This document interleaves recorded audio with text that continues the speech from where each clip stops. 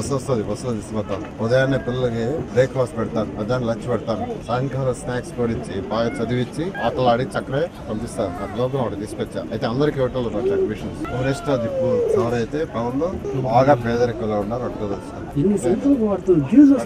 అక్కడ చేర్చుకోండి. అదే పెళ్ళేంటి రాసేసుకోండి వీళ్ళకి అడ్మిషన్ కన్ఫర్మ్. ఈ కట్ట మీద దాదాపు 50-60 మంది ప్రతిరోజు పాస్వినికి పోతారంట, అంటు దోవటానికి, చిమ్మటానికి, వంట వండటానికి. అటువంటి వాళ్ళకే ఫస్ట్ ప్రయారిటీ నేను ఇవ్వదలుచుకున్న స్కూల్స్ లో. ఇప్పుడే యాక్చువల్ గా ఆ తల్లులు పిలవమని అక్కడ ఉంటే పాస్వినికి పోయి ఉంటే సరే, లేకుంటే ఆ తల్లులు పిలిస్తే వాళ్ళతో కూడా ఇంటరాక్షన్ అవుతామని, వాళ్ళకి పిల్లల మీద ఎలాంటి కోరికలు ఉన్నాయి, పిల్లల్ని ఎలా డెవలప్ చేసుకోవాలని, ఏం చేయాలి కోరుకుంది. ప్రతి తల్లికి పేదవాడైనా గొప్పవాడైనా ఉండేది వాళ్ళ పిల్లల్ని ఒక IAS officer, IPS officer, doctor, engineer, lawyer, ఒక బిజినెస్ మ్యాగ్నెట్ చేయాలంటది. ఈ P4 ప్రోగ్రామ్ లో ఈ స్కూల్స్ లో ఎవరైతే పిల్లలు చేరుస్తున్నారో వాళ్ళ కుటుంబాలను కూడా కొందరికి మ్యాప్ చేసి రిక్వెస్ట్ చేస్తున్నాను, త్వరలో చేస్తాం. ఈ రోజు నెల్లూరు సిటీలో 6,000 మంది స్టూడెంట్స్ అవుతున్నారు మున్సిపల్ స్కూల్స్ లో. రాబోయే 4 సంవత్సరాల్లో 10,000 మంది అవుతారు. ఎలా అవుతారని మీరు అడగచ్చు. క్వాలిటీ ఆఫ్ ఎడ్యుకేషన్ ఇస్తే వాళ్ళే వస్తారు. నేను చెప్పేది అక్కడ క్వాలిటీ ఆఫ్ ఎడ్యుకేషన్ 54 స్కూల్స్ లో ఇవ్వబోతున్నా. మంత్రివర్యులైనటువంటి లోకేష్ గారితో నేను డిస్కస్